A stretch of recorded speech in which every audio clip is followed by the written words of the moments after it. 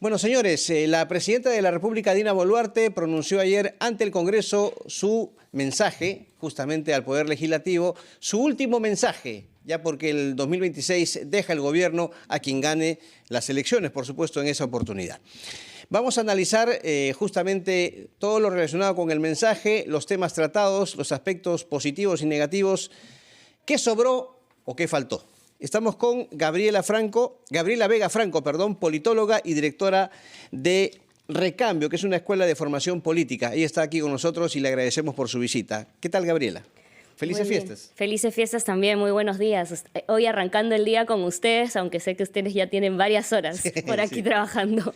Muy bien. Bienvenida, Gabriela. Gabriela, a ver, ¿cómo calificaría usted el mensaje al Congreso ayer de la presidenta de la República?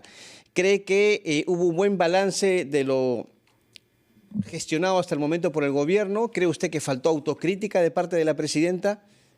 Sin duda, arrancaría por lo último que has mencionado, que efectivamente ha habido una falta de autocrítica y más bien diría que los discursos o los mensajes, como los has calificado, están pensados para un emisor dando un mensaje para que un receptor lo reciba. Yo creo que en este caso la presidenta Boluarte una vez más ha decidido dar ella un mensaje para ella misma, porque un mensaje que dura 4 horas sin parar leído, es un mensaje que no busca ser escuchado.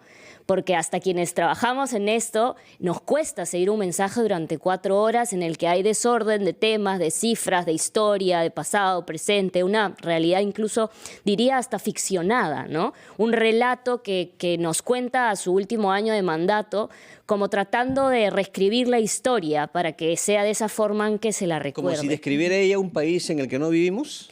Un país en el que no vivimos, una historia que no se ha dado como ella ha mencionado, y no sé si sintieron ustedes también esta exaltación de su figura presidencial, mucho lenguaje en primera persona y muchos calificativos positivos. Ayer con mi equipo revisábamos qué calificativos había y cómo hay un lenguaje polarizante con muchos calificativos negativos para el otro, para el enemigo, ¿no? Inclusive el lenguaje bélico, y además lo que nos llamaba más la atención era que había por lo menos más de 60 menciones de calificativos positivos para ella misma, autodescriptivos, ¿no? O en todo caso, calificativos también negativos para autoridades anteriores. Se centró mucho incluso en autoridades de años pasados. Ella habla, por ejemplo, de la delincuencia, que si uno revisa las encuestas es lo que le está preocupando ahorita al ciudadano. Hace unos años, por ejemplo, era el tema de la corrupción, pero ahora es la delincuencia. Y ella dice que se están pretendiendo usar métodos terroristas para justamente asustar y mantener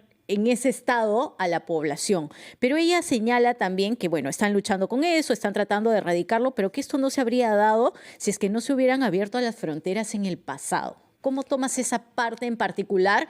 Porque delincuencia y extorsión es lo que estamos viviendo actualmente. Creo que la dificultad de lo que hemos visto es el facilismo de la vocación a la xenofobia, ¿no? Al abrir las fronteras, a la migración a nuestro país, como causante de un fenómeno que es bastante más profundo que simplemente la delincuencia común. Ayer habló bastante de la delincuencia común cuando lo que estamos viviendo en el país es un crimen ya ni siquiera organizado, sino sistémico, un crimen que penetra el poder político, económico, que penetra en la ciudadanía, inclusive los grupos más vulnerables. Entonces, que en un momento en el que el país vive una crisis tan grande, en el que la legalidad y la legalidad ya se entremezclan, que nuestra presidenta intente simplificarlo como si estuviéramos hablando de carteristas, ¿no? Realmente es casi que decir una ofensa, ¿no? Hablábamos antes de empezar de la extorsión, de las economías ilegales, que a pesar de que hubo ciertas menciones, ¿no? Se habló de tolerancia cero a la minería ilegal, ciertamente son fenómenos más complejos y las economías ilegales son múltiples y, como decía, de cara a unas elecciones no se profundizó. No se profundizó y no se trata con la complejidad que tiene y que merece, ¿no?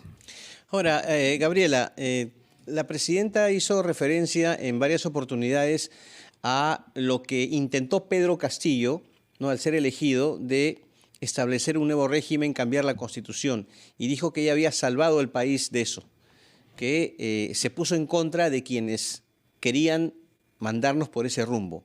¿No le pareció a usted eso contradictorio, tomando en cuenta de que Castillo, desde que comenzó la campaña, planteó esto del cambio de la Constitución y Dina Boluarte no dijo nada en ese momento? Siguió postulando, fue elegida, siguió como vicepresidenta, ministra de Desarrollo e Inclusión Social. ¿No le parece eso un aspecto contradictorio? Y tiempo antes de las últimas vacancias señaló irse con el expresidente Castillo en caso de ser vacado, por ejemplo, ¿no? Ciertamente hay una contradicción y por eso hablaba de la ficción o del delirio, ¿no? Ese momento en el que los gobernantes, la política hoy, y no es el único caso, la presidenta Boluarte, eligen despegarse de la realidad y contarnos una historia que no tiene, para quienes venimos siguiéndola, no tiene correlato, ¿no? Habla de un gobierno en el que ella parece no haber sido ministra, no haber sido vicepresidenta, pero además creo que nos habla de una cara de ese gobierno, que era la carga ideológica, el proyecto político, económico, inclusive constitucional, como señalan, pero por ejemplo no de la corrupción, no de los actos delictivos, no de la precarización del Estado, sí, que permanece como si es que nunca hubiese habido ningún cambio. Hay una parte que nos hubiese gustado escuchar a todos los ciudadanos en general, porque estamos ya en un año prácticamente que vamos rumbo a las elecciones, los meses pasan rápido, fueron 4 horas 11 minutos de discurso y no se tocó como debió ser, simplemente pinceladas de ciertas preocupaciones, entre comillas, de las elecciones generales del próximo 2026. ¿Qué oportunidades tuvo Dina Boluarte, la presidenta, en ese momento, con un tema tan importante? Ciertamente este no es un discurso cualquiera, efectivamente es el último discurso de su presidencia, que yo creo que para ella ha sido lo único relevante y esa es la carga de su discurso, pero estamos a puertas de unas elecciones que van a ser polarizadas, que van a ser violentas, que van a ser conflictivas, que van a tener mucha incertidumbre, mucha desinformación y en el que las autoridades tienen que cumplir un rol de neutralidad y de ser garantes de ese proceso electoral, porque las autoridades electorales tienen un rol, pero la prensa, como ustedes, la gente en la sociedad civil y las autoridades en el Estado tienen otro rol que cumplir fundamental.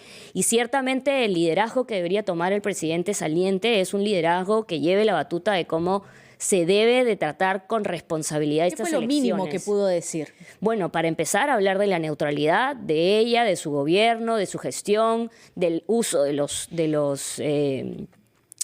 recursos del Estado que no pueden ser utilizados para campaña. Estaban solamente 30 de los congresistas, pero digamos, estaba frente al Congreso que tiene que también cumplir el mismo rol de neutralidad y de no uso de recursos públicos de las campañas. Se tiene que hablar de transparencia. No hizo ni una sola mención porque además ha sido un discurso que se ha concentrado en lo que pasó y no ha hablado de lo que viene. Y lo que viene son las elecciones y lo que viene es todo ese discurso de cariz democrático que ha intentado dar, ¿no? De todas estas palabras rimbombantes que ha utilizado para hablar de ella misma, no lo ha usado para hablar del futuro que tiene que tener el Perú. ¿Fue un mensaje, cree usted, de espaldas a la realidad? Yo creería que sí. En mi opinión, es un mensaje de espaldas a la realidad, de espaldas a la realidad de las personas que estaban, inclusive, mientras ella hablaba de su legado y de su heroicismo, teníamos en pantallas, en algunos casos, a personas de nuestro país aún marchando por las víctimas de las protestas y por la inseguridad, ¿no? Entonces, ciertamente, como nos ha pasado ya en otras oportunidades, cuando hablaba en el extranjero, relata un Perú pacífico que todos querríamos. Ciertas fiestas patrias, todos querríamos estar celebrando nuestro orgullo, nuestro país, nuestra gente, pero hay que hablar desde la responsabilidad que tenemos y ella es la presidenta de un país que está en crisis y que tendría que haber mirado a los ojos a las personas y creo que resulta casi para muchas personas que están sufriendo hoy ofensivo escuchar. Bueno, y ni qué decir de las regiones, ¿no? Ha sido una mirada por sectores, más no por lo diverso que es nuestro país, claro, y que hay que entenderlo. Muy bien, Gabriela Vega Franco, politóloga y directora de Recambio, muchas gracias por su visita esta mañana aquí en los estudios de RPP. Ha sido usted muy amable. Muchas gracias a ustedes, que tengan una bonita jornada todavía. Gracias, felices fiestas. Fiestas. Señores.